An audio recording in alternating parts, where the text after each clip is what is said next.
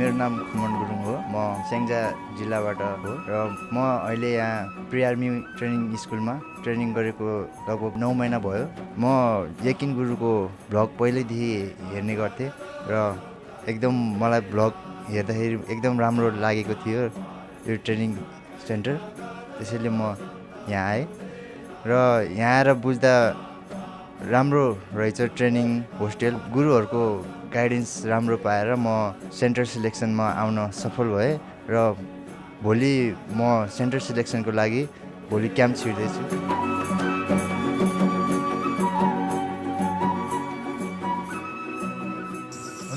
नमस्ते, म खुमनको बाबा। म खुमनको मम्मी हो। बाबा, हजुरहरू यहाँ स्याङ्जादेखि यहाँ बस्नु भएको? हजुर। कति भयो यहाँ बस्नु भएको चाहिँ? हामी 11 साल भयो यहाँ बसेर। सानैदेखि खुमन यहीँ हुर्क्यो कि? होइन, सानोमा स्याङ्जामा जन्मेको। हजुर।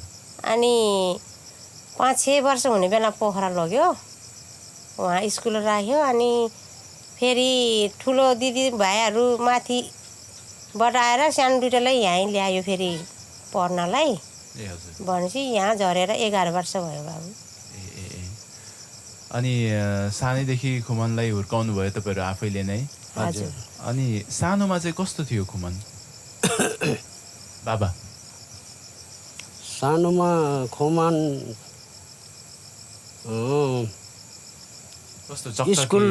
स्कुल जान मान्ने थिएन।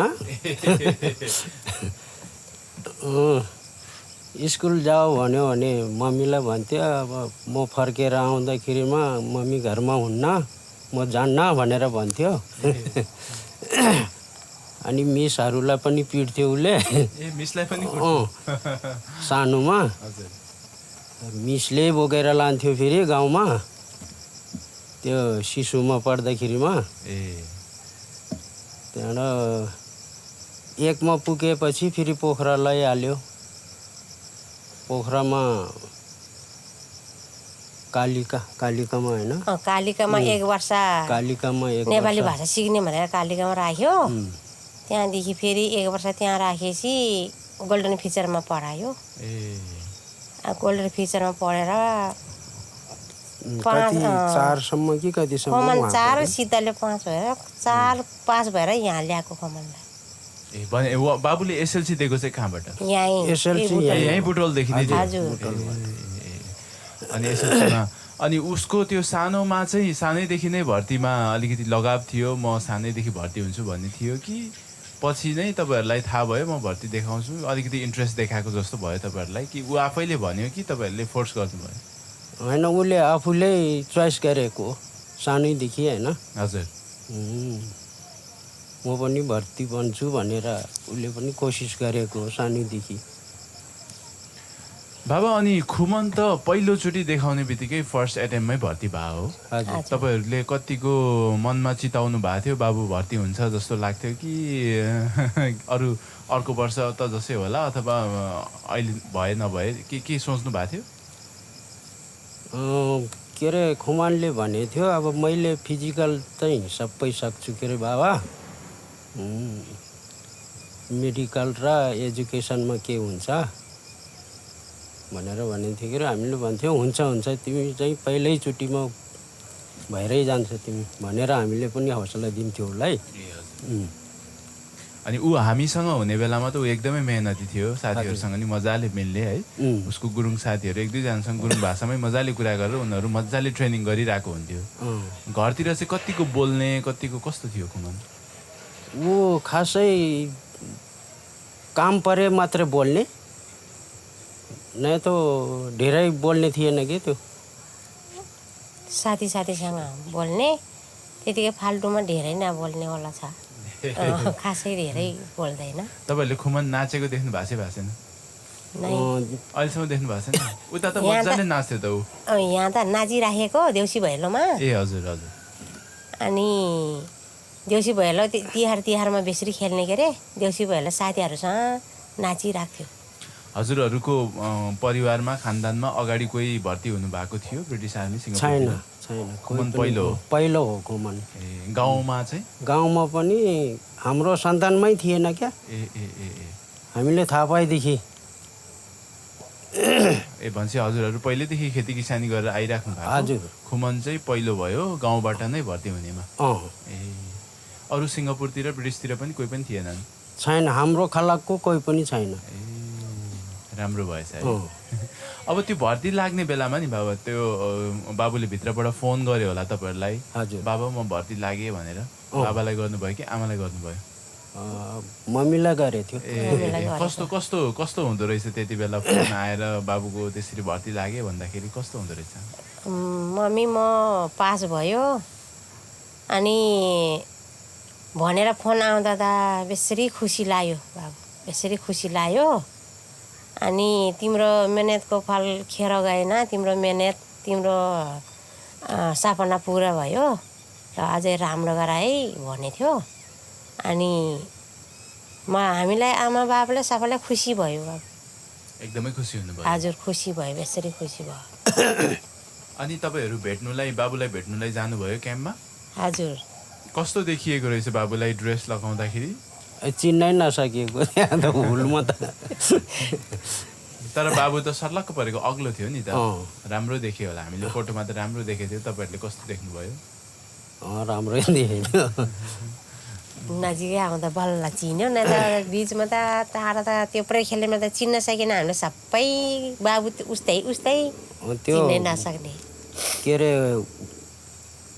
फोटोमा उ गर्न आउँदा चिन्यो कि बल्ल। कसम खाने रहेछ के रहेछ त्यहाँ फोटो राखेर उ गर्दाखेरि पनि बल्ल आउँदाखेरि पनि बल्ल चिन्यो कि। अब हजुरहरूलाई पहिला गाउँ समाजमा बाबु भर्ती हुनुभन्दा अगाडि कसरी हेरिन्थ्यो र अहिले बाबु भर्ती लागेपछि छिमेकीहरूले हेर्ने दृष्टिकोणहरू पनि फरक भयो होला नि अहिले त?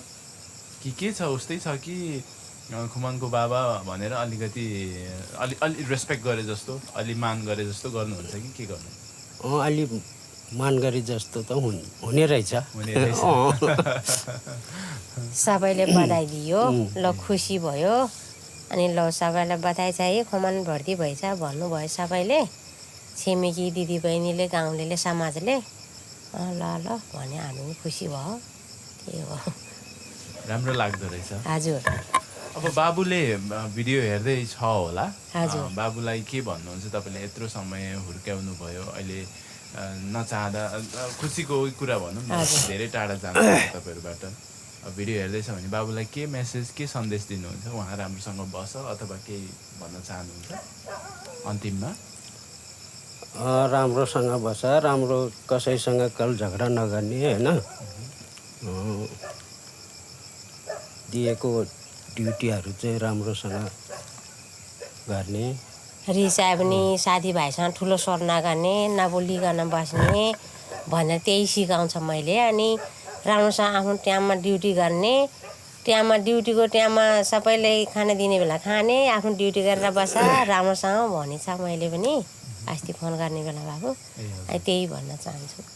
मैले सोद्धाखेरि त खुमनले हामी राम्रै कुराकानी हुन्छ, उसले त गर्लफ्रेन्ड छ कि छैन भन्दा छैन गुरु भन्थ्यो जहिले पनि। तपाईँहरूलाई केही भन्छ कि भन्दैन? त्यस्तो कुराहरू हुन्छ कि हुँदैन? त्यस्तो कुरा त भएन के अरे, अब छैन उसको गर्लफ्रेन्ड छैन। छैन, खासै यताउता बोल्ने थिएन ऊ धेरै। ए हजुर। एउटा दुईवटा साथीहरू छ, केटा साथीहरू, न त उसको धेरै साथी पनि छैन, धेरै बाहिर पनि घुम्ने थिएन। यही हो, उसको छैन साथीहरू गर्लफ्रेन्डहरू त। अब बाबु भर्ती लागिहाल्यो, तपाईँहरूको पनि धेरै मेहनत लागेको छ त्यसमा, बाबु आफ्नै पनि धेरै मेहनत लागेको छ बाबा है। अब भोलि तपाईँहरू जस्तै यो भिडियो हेरिराख्ने अरू पनि हुन्छन् नि त, अरू घर परिवारहरू। अब उहाँहरूलाई चाहिँ कस्तो गर्दाखेरि बाबुले भने अनुसारको पुर्याइदिँदाखेरि हो कि, अथवा बाबुलाई कन्ट्रोलमा राख्दाखेरि, बाबुलाई माया गरेर पो भन्ने हो कि, कसरी गर्दाखेरि चाहिँ बाबुलाई जो सफलता मिल्नको लागि तपाईँहरूले कसरी सहयोग गर्नुभयो, अथवा तपाईँहरूले के भन्नुहुन्छ त्यस्तो परिवारलाई, केही भनिदिनुहोस् न। कन्ट्रोल त आफ्नो छोरालाई कन्ट्रोल त गर्नै पर्छ होइन। कन्ट्रोल गरेर अब हामीले ट्रेनिङ सेन्टरमा पठाइदियो होइन। ट्रेनिङ सेन्टरको गुरुहरूको भनाइ पनि मान्नुपर्छ। गुरुहरूले सिकाएको चाहिँ ध्यानमा दिएर गर्नुपर्छ।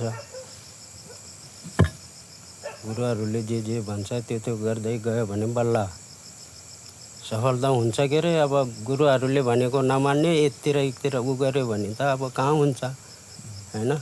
अनि फेरि अरू दिदीबहिनीको दाजुभाइको बाबुहरू नि यसरी बसेर राम्रोसँग अनि गुरुहरूले सिकाउने बाबुहरूले सिकाउने सबै सिकेर फेरि अरू पनि त्यसरी पास हुन भइ हुन्थ्यो भन्ने मन भएको छ। अरू साथीहरू पनि छ। फेरि कोही साथीहरू यहाँबाट नि म पनि खोमल बस्ने ठाउँमा जान्छु भनेर त्यस्तो भाइहरू पनि छन्। अनि अरू पनि पास हुँदैन अब सबै पढेर हुर्काएर म भर्ती हुन्छ भनेर उनीहरूले चासो लिएपछि बाबाले राख्न पर्यो। राखेपछि उनीहरूको सपना पुरा हुन पर्यो। त्यही भन्न चाहन्छु सबैले आफ्नो छोरालाई सबैले पास गराउन मन लाग्छ। अनि पढ्ने बेला सिक्ने बेला उनीहरूले पनि मिहिनेत गर्न पर्यो। त्यही हो बाबु। हुन्छ आमा, धेरै धन्यवाद। कस्तो खुसी लाग्यो तपाईँहरूसँग कुरा गरेर। हजुर तपाईँहरूलाई पनि धेरै धन्यवाद। छोरालाई पहिल्यैदेखि हामी त हेर्ने बित्तिकै राम्रो लाग्थ्यो खुमन है। हामीले सक्दो सहयोग गऱ्यौँ, तपाईँहरूले पनि सक्दो इफोर्ट गर्नुभयो, बाबुको भविष्य बन्यो। अब भोलि जे जसो भए पनि एउटा ठाउँमा छ भन्ने त भयो नि त बाबु। ल बाबा, धन्यवाद, थ्याङ्क यू। हुन्छ बाबु।